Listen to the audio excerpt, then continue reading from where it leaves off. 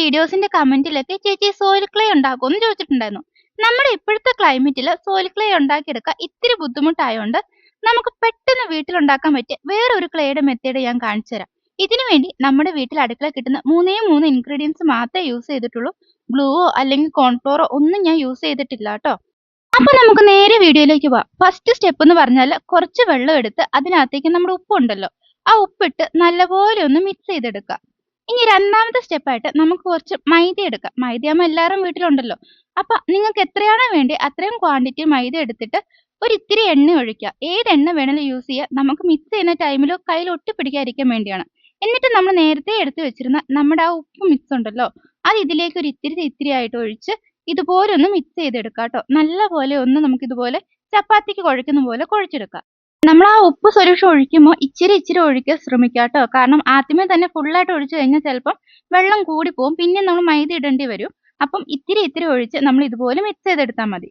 എന്നിട്ട് ഇനി ഒട്ടിപ്പിടിക്കുന്ന പോലെ തോന്നിക്കഴിഞ്ഞാൽ ഒരു ഇത്തിരി എണ്ണ കൂടെ ചേർത്ത് കൊടുത്താൽ മതി കേട്ടോ. എന്നിട്ട് ഇതുപോലെ നമുക്കൊന്ന് മിക്സ് ചെയ്തെടുക്കണം. ഇതുണ്ടോ, ഈ ഒരു പരുവാണ് നമ്മുടെ കയ്യിൽ ഒട്ടിപ്പിടിക്കാത്ത ഒരു പരുവാമാണ് ഇത് ശരിക്കും ക്ലേയുടെ ഒരു രൂപത്തിലേക്ക് ആകുന്നത്. അത്യാവശ്യം നല്ല രീതിയിൽ ഒന്ന് മിക്സ് ചെയ്തെടുക്കുക. ഒത്തിരി നമ്മൾ ഹാർഡായിട്ട് മിക്സ് ചെയ്യില്ല. കാരണം അത് അങ്ങനെ ചെയ്ത് കഴിഞ്ഞാൽ ക്രാക്ക് വരാനുള്ള ചാൻസ് ഉണ്ട്. ഒരു പരുവാവുമല്ലോ, ഞാൻ പറഞ്ഞല്ലോ, കയ്യിൽ ഒട്ടിപ്പിടിക്കാത്ത ഒരു പരുവത്തിലേക്ക് ഇതാ ഈ വീഡിയോ കാണുന്ന പോലെ ആയിക്കഴിഞ്ഞാൽ നമ്മുടെ ക്ലേ സെറ്റ് ആയിട്ടുണ്ട് കേട്ടോ. ഇനി ഇത് സ്റ്റോർ ചെയ്ത് വെക്കുന്ന മെത്തേഡ് എന്ന് പറഞ്ഞാൽ നമ്മൾ ഫ്രിഡ്ജിലാണ് ഇത് വെക്കുന്നത്. അപ്പോൾ ഇത് നമുക്ക് വേണമെങ്കിൽ എയർ ടൈറ്റ് ആയിട്ടുള്ള കണ്ടെയ്നറിലിട്ട് ഫ്രിഡ്ജ് നമുക്ക് ഒരു 1 to 3 months വരെ വെച്ച് യൂസ് ചെയ്യാൻ പറ്റും. ഇനി അങ്ങനെ ഒരു കണ്ടെയ്നർ ഇല്ലെങ്കിൽ നമ്മുടെ സാധാ പ്ലാസ്റ്റിക് ഉണ്ടല്ലോ, അപ്പോൾ പ്ലാസ്റ്റിക് കവറിനകത്തേക്ക് ഇട്ടിട്ട് നന്നായിട്ടൊന്ന് കവർ ചെയ്ത് ഫ്രിഡ്ജ് വെച്ചാലും മതി.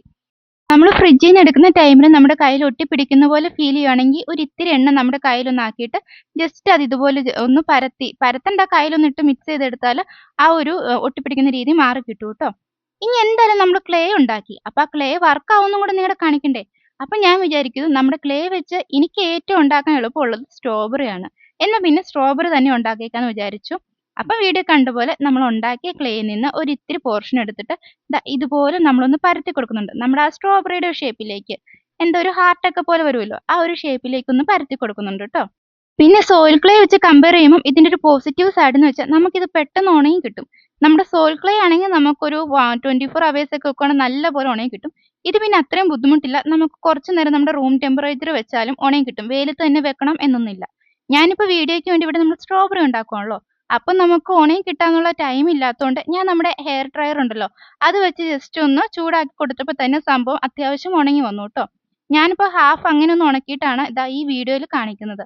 നിങ്ങൾക്ക് വേണമെങ്കിൽ നമ്മുടെ റൂം ടെമ്പറേച്ചറിൽ ഒരു 2 to 5 hours ഒക്കെ വെച്ച് കഴിഞ്ഞാൽ സംഭവം നല്ല അടിപൊളിയായിട്ട് ഉണങ്ങി കിട്ടും കേട്ടോ. അങ്ങനെ കഥയൊക്കെ പറഞ്ഞു വന്നപ്പോഴത്തേനും നമ്മുടെ സ്ട്രോബെറി ഏകദേശം സെറ്റ് ആയിട്ടുണ്ട്. നമ്മുടെ സ്ട്രോബെറിക്ക് 2 ഇലയും കൂടി ഒരു തണ്ട് കൂടി വെച്ച് കൊടുത്തിട്ടുണ്ട്. പിന്നെ കുറേ ഹോൾസ് ഉണ്ടല്ലോ, അതുകൂടി ഇട്ട് കൊടുക്കുന്നുണ്ട്. ഇത് കഴിഞ്ഞ് നമുക്കിനി പെയിന്റ് അടിക്കാം. പെയിന്റിങ്ങിന്റെ സെക്ഷനിലേക്ക് വന്നപ്പോഴാണ് എൻ്റെ കയ്യിൽ റെഡ് പെയിന്റ് തീർന്നിരിക്കുന്നു. സ്ട്രോബെറി എന്ന് പറയുമ്പോൾ തന്നെ നമ്മൾ റെഡ് ആണല്ലോ. ഇനിയിപ്പോൾ റെഡ് ഇല്ലാത്തതുകൊണ്ട് ഞാൻ പിങ്ക് വെച്ച് അഡ്ജസ്റ്റ് ചെയ്തു കേട്ടോ. പിന്നെ നമ്മൾ പെയിന്റ് അടിക്കുന്ന കാര്യത്തിൽ പറയുകയാണെങ്കിൽ നമ്മുടെ ഈ ക്ലേ ഉണങ്ങുന്നതിന് മുന്നേ തന്നെ നമുക്ക് പെയിന്റ് അടിക്കാം. മറ്റേ സോൾ ക്ലേ ഒന്നും പോലെ നമ്മൾ ഉണങ്ങി കഴിഞ്ഞ് പെയിന്റ് അടിക്കാൻ വേണ്ടി വെയിറ്റ് ചെയ്തിരിക്കേണ്ട ആവശ്യമൊന്നുമില്ല കേട്ടോ. എന്നിട്ട് നമുക്ക് ഡയറക്റ്റ് ഉണങ്ങി എടുത്താലും മതി. അപ്പം ഇതാണ് നമ്മുടെ പിങ്ക് സ്ട്രോബെറി സെറ്റ് ആയിട്ടുണ്ട്. അപ്പം എന്തായാലും നമ്മുടെ ക്ലേയും സ്ട്രോബെറിയും ഒക്കെ എല്ലാവർക്കും ഇഷ്ടമായ ലൈക്ക് ചെയ്യാനും സബ്സ്ക്രൈബ് ചെയ്യാനൊന്നും മറക്കണ്ട കേട്ടോ. അപ്പോൾ അടുത്ത വീഡിയോ കാണുന്നവരെ ബൈ ബൈ.